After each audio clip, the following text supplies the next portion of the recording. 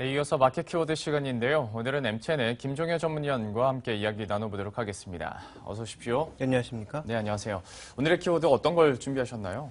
네, TLTRO를 포함해서 유럽권에 있어서 가장 문제가 되는 건 경기 회복에 걸림돌이 되고 있는 대출입니다. 예. 그래서 오늘의 키워드는 유럽의 대출 문제를 가지고 얘기를 해보도록 하겠습니다. 사실 지난 1차 LTR로 최소 1,000억 원은 되지 않을까라는 시장의 예상이 있긴 했습니다만은 결국 결과는 826억 유로로 나왔습니다. 역시 시장 예상치를 하회하면서 전체적으로 좀 금융업계가 위축되는 모습이었는데요. 먼저 왜 이렇게 낮게 나왔는지부터 해석이 필요할 것 같습니다. 설명을 해주시죠. 원래는 그 말씀하신 1,000억 유로는요, 최저치, 그러니까 밴드의 하단선이었고요. 예. 최초 예상은 1,700억 유로에서 1,000억 유로 정도 사이가 되지 않을까. 네. 그러니까 중간치인 한 1,300억 유로를 봤던 거였는데 실제 발표치는 800억대에 그쳤습니다. 예. 그래서 죄송합니다. 굉장히 충격적인 결과였고요. 그 말씀해 질문해 주셨던 그 이유를 찾아보자면 금융권이 돈을 빌려가는 이유는 뭐겠습니까? 더 저금리에 돈을 조달해서 상대적으로 고금리 대출을 해주기 위함 아니겠습니까? 예.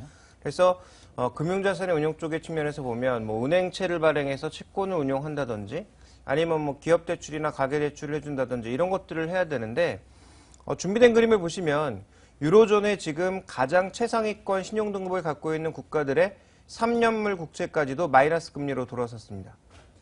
그러니까 지금 유로존에 돈을 그대로 놔도 마이너스 금리를 적용하고 있죠.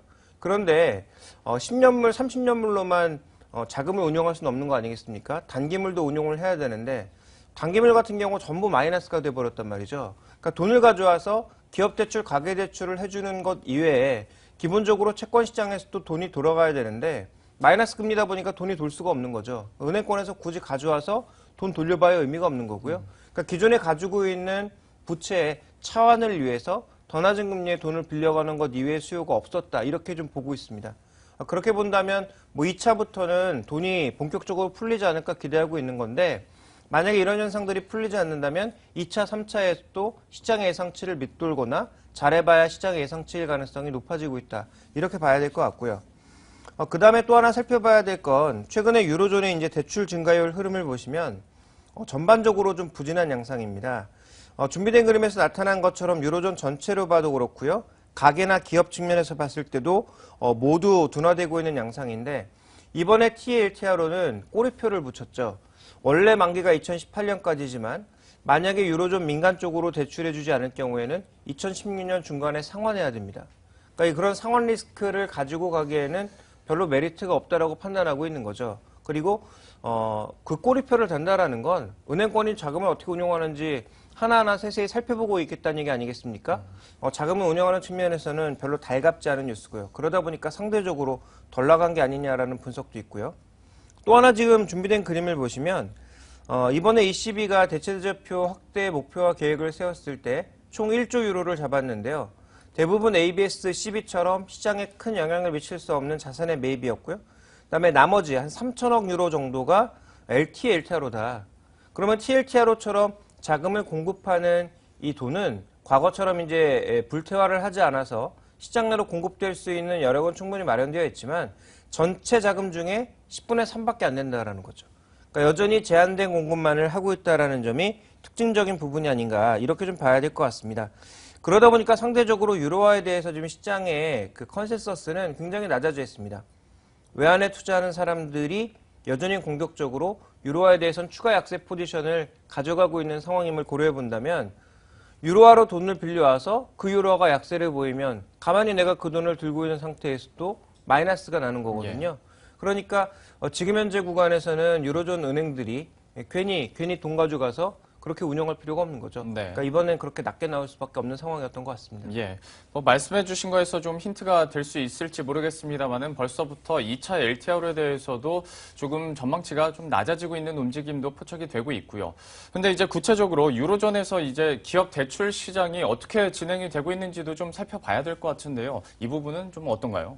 문제는 딱 한 가지입니다. 한마디로 추격해서 말씀드리면 픽스 국가들의 중소기업들의 대출이 전혀 안 되고 있다. 네. 근데 이번에 TLTRO를 한 것도 거기에 대출해 주라라는 것이거든요. 근데 은행권은 지금 전혀 그럴 생각이 없고요. 그다음에 말도 안 듣고 있습니다. 또 하나 이제 우리가 주목해 봐야 될 건 미국은 금융시장이 워낙 발달하다 보니까 실제로 기업이 돈을 조달할 때 직접 금융으로 많이 조달합니다. 직접 기업이 채권을 발행하든지 아니면 뭐 주식을 발행해서 자금을 조달하게 되는데 예. 유럽은 중소기업들이 상대적으로 많다 보니까 아직은 은행권에 절대적으로 의지하거든요. 그 은행권이 돈을 안 풀어주면 중소기업들은 안 된다라는 건데요. 준비된 그림을 좀 빠르게 확인해 볼까요? 먼저 금리를 보시면 중심국, 조금 전에 말씀드렸던 뭐 핀란드라든지 독일이라든지 아니면 이렇게 신용등급이 굉장히 좋은 국가들, 네덜란드 이런 국가들은 지금 금리가 거의 마이너스 국면입니다만 주변국들은 여전히 2% 이상의 금리를 보여주고 있기 때문에 금리 갭이 굉장히 크다라고 봐야 될 것 같고요. 그 다음에 국가별로 살펴봤을 때도 주변국만 줄었습니다. 중심국인 독일이나 네덜란드 이런 쪽은 별로 줄지가 않았거든요. 그러니까 유로존의 지금 기업 대출의 문제점은 주변국, 픽스 국가들 쪽에서 빠르게 줄어든 걸 좀처럼 회복시키지 못하고 있다. 그러니까 TLTRO도 지금 많이 줄 수 없는 게 어차피 이쪽 줘봐야 의미가 없는 거니까 여기서 돈을 빌려가야 되는데 은행권이 여기다 돈을 안 빌려주고 있는 거죠. 그다음에 또 하나 살펴보시면 주요국 신규 기업 대출도 여전히 주변국 대기업, 주변국 그 중소기업들에 안 해주고 있는 상황입니다. 그러니까 중심국에서는 지금 별 차이가 없습니다. 그런데 이 주변국들에서는 대기업도 줄고 중소기업도 계속 꾸준하게 줄어서 더 늘지 않고 있는 모습들이 최근에 계속 연출이 되고 있는 거고요. 유로존의 그 기업 레버리지 비율, 그러니까 일종의 레버리지라고 하는 것은 부채를 얼마나 썼느냐라는 얘기이기 때문에 레버리지 비율이 줄어드는 게 좋은 건데요. 전반적으로 줄어들었는데 이 줄어든 것도 상황이 안 좋은 영세 기업들이나 소기업들만 줄고 있다는 얘기가 되겠죠. 유럽에 뭐 가보신 분들은 아시겠습니다만 유럽 기업들의 특성은 대기업도 있지만 중소기업들이 주력이고 실제로 고용을 담당하고 있는 것도 중소기업입니다. 그러니까 이런 중소기업들의 대출을 해주지 않고 살아나지 않는 경우에는 경제의 전반적인 활성화를 기대하기가 좀 어렵다라고 봐야 될 것 같고요.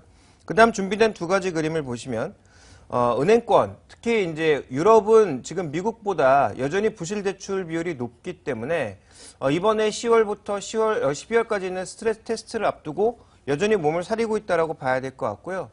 또 바젤3 협약에 맞춰서 자기 자본 비율을 굉장히 공격적으로 올려놓고 있습니다. 미국이 오히려 최근에 답보 상태를 나타내고 있음에도 불구하고 유럽은 굉장히 공격적으로 이 자기 자본 비율을 높여나가고 있는 상황이기 때문에 지금 유럽의 기업 금융시장은 아직도 중소기업들에겐 찬바람이 불고 있고 대기업은 돈이 많아서 안 빌려가고 있다 이렇게 봐야 될 것 같습니다.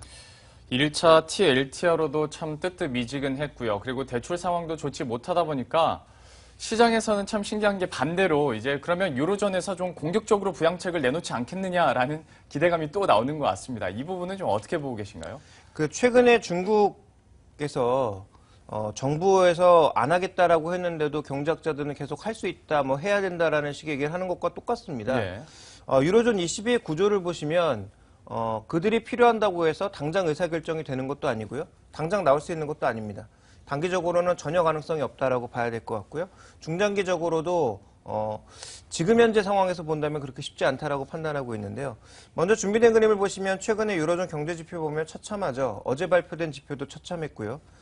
독일도 빠지고 있고 그다음에 이탈리아, 프랑스를 비롯한 유로존의 주요 3국의 PMI 지표가 모두 급속도로 내려가고 있는 상황이고요.